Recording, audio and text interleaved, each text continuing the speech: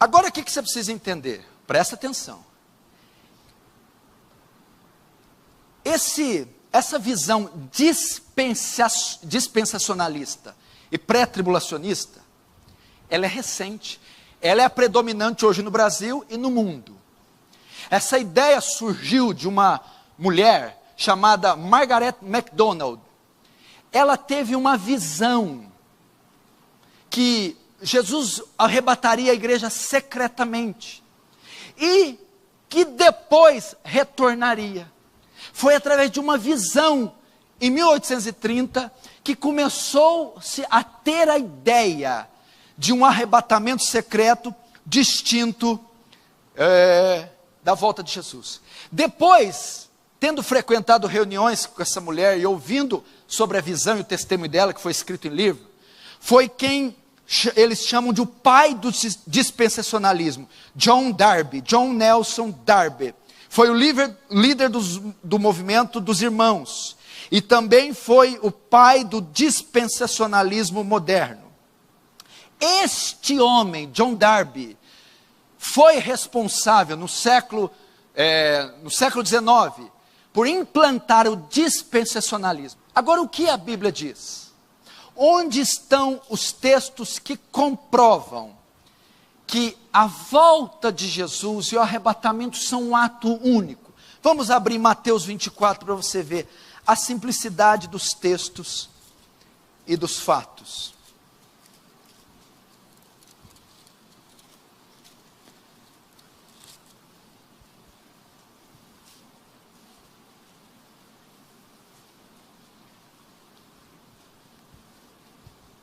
Mateus 24. Olha só como o texto aqui está claro. Mateus 24, 29. Só esse texto você tem a resposta para 3 perguntas.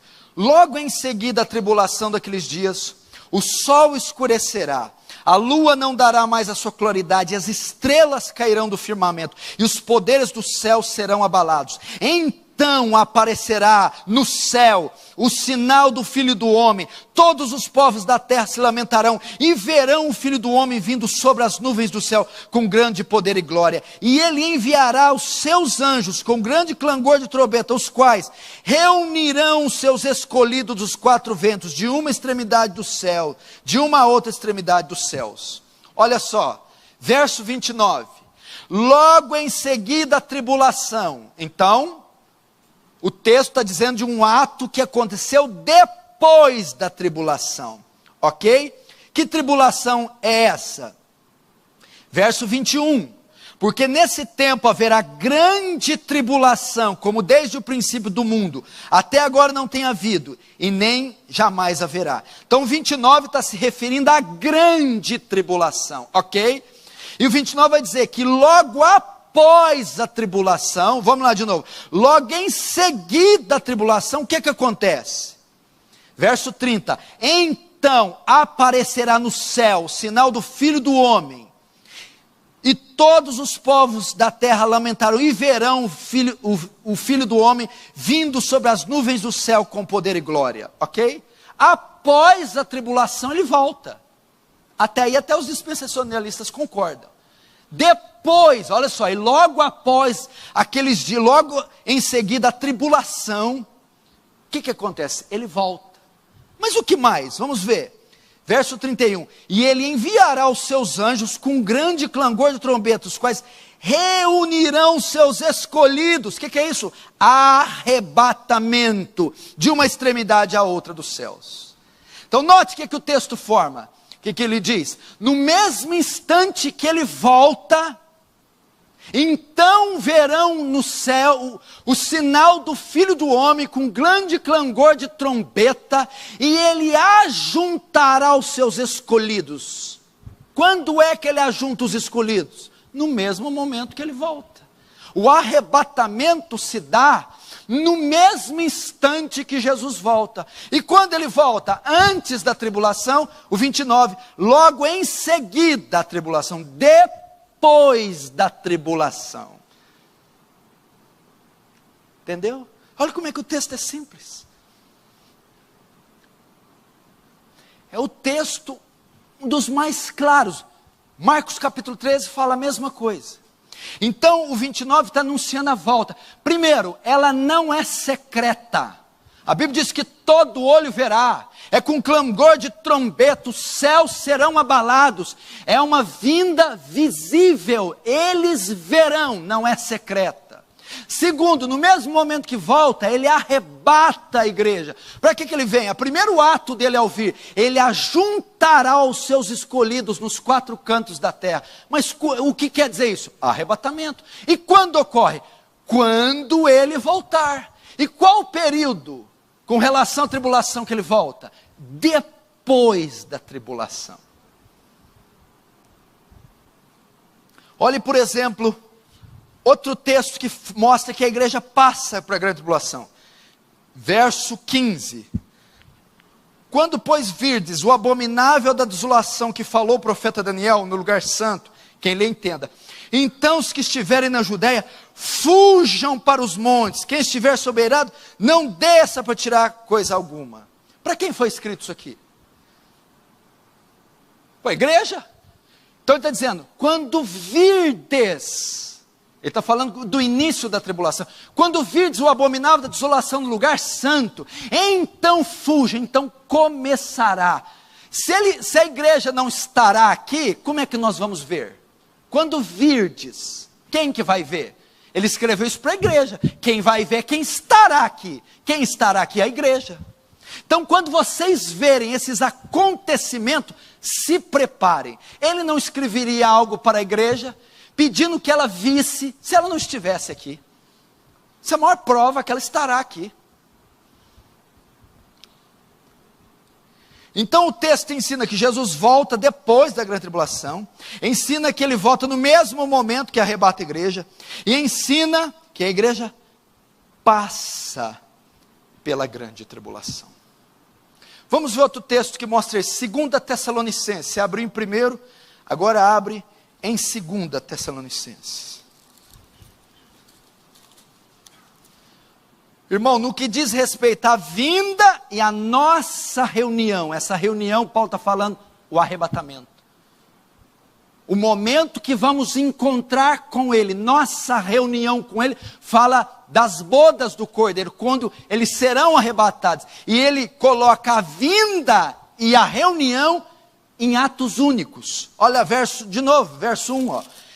Porque vós, irmãos, sabeis pessoalmente. Não, estou no capítulo. Irmãos, nos que diz respeito à vinda do nosso Senhor Jesus Cristo e à nossa reunião com Ele.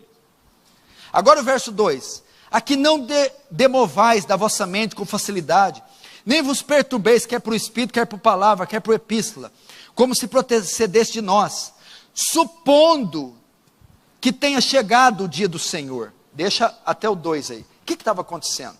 Lembra que ele tinha mandado na primeira epístola, falando do arrebatamento, da volta de Jesus, da ressurreição, no capítulo 4? Depois Timóteo volta e dá notícias para ele, olha, tem gente perturbando ele lá, tem visão, tem gente trazendo visões, profecias, e até está circulando uma carta lá, falando que Jesus já voltou, e o povo está morrendo de medo. Paulo vai enviar a segunda epístola para dizer, não, a vinda de Jesus é próxima, não é tão próximo assim. Ele ainda não voltou. E não se fia em visão, em profecia, nem em carta, nem em pregação qualquer. Ele vai tentar mostrar para eles que antes de Jesus vir, tem algo ainda. Olha só, verso 3.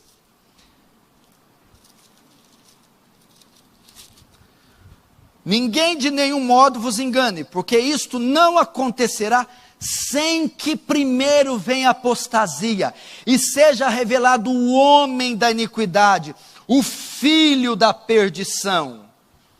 O que Paulo está dizendo? Não, aqui já quebra a volta iminente de Jesus. Primeiro aqui já refuta isso. O pré-tribulacionismo dispensacionalista ensina que ele pode voltar a qualquer hora. Paulo está dizendo, não pode voltar.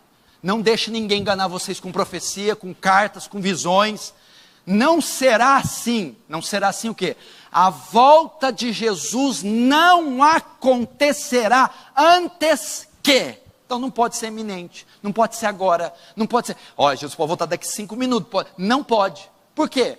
Porque antes tem que se manifestar a apostasia e o homem do pecado.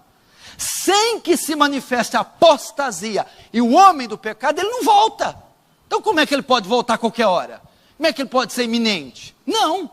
O que é apostasia? Um abandono da fé. A hora que as igrejas apostatarem, a hora que você começar a ver espetáculo dentro de igreja, porque você já está vendo, circo, show, roubalheira, adultério, a hora que o povo sair da verdade, ficar quase secularizada a igreja, é um sinal que ele está voltando, primeiro. E o segundo, e venha o homem do pecado, o anticristo. Então a volta de Jesus não acontece sem que venha o anticristo. É necessário o anticristo se manifestar. Aí ele volta. Agora vamos continuar.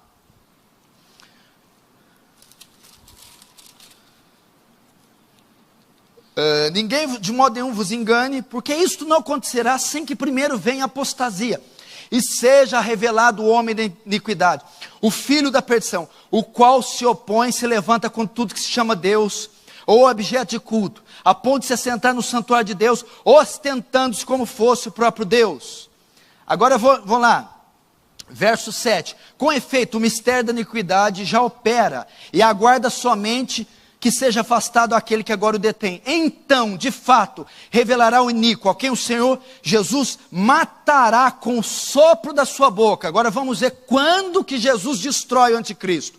E o destruirá pela manifestação da sua vinda. A vinda de Jesus é pós-anticristo. A vinda de Jesus é pós-tribulação. Quando é que Jesus destrói o anticristo? Quando ele voltar. Quando é que se dá o arrebatamento? Quando ele voltar. Então o arrebatamento é pós-anticristo. A volta de Jesus, pós-anticristo. Anticristo figura o quê? A grande tribulação. Então a volta de Jesus é depois da grande tribulação. E como a volta e o arrebatamento é um ato único, então o arrebatamento também é após a grande tribulação. Está claro aqui. Não haverá reconstrução de templo, não haverá sacrifícios de animais sendo feitos. É a mesma, essa passagem coaduna com aquela de Mateus 24. E quando virdes o abominável da desolação no lugar santo, quem lê entenda. A ideia ali é que o anticristo entraria no templo e profanaria o templo. Isso aconteceu com o Antíoco Epifânio e com o imperador Tito no ano 70. Eles entraram no templo de Israel, profanaram e destruíram o templo. Uma vez que o templo está destruído, o anticristo repetirá isso. Só que a igreja da época era a igreja judaica. A igreja de hoje é a igreja do Novo Testamento.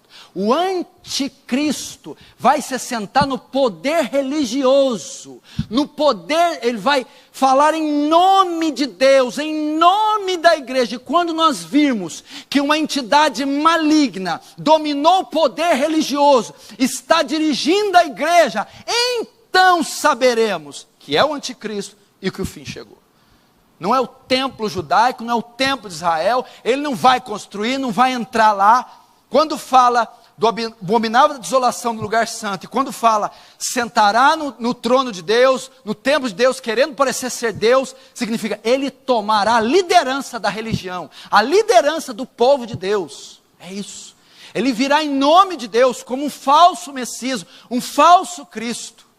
Esta é a ideia. Então não fica vendo coisa na notícia, no jornal, não, na TV. Ah lá, reconstruir o templo, já tem placa, vai fazer. Isso do balela. Ele não vai fazer isso. Ele vai falar em nome de Deus, mas para todo mundo.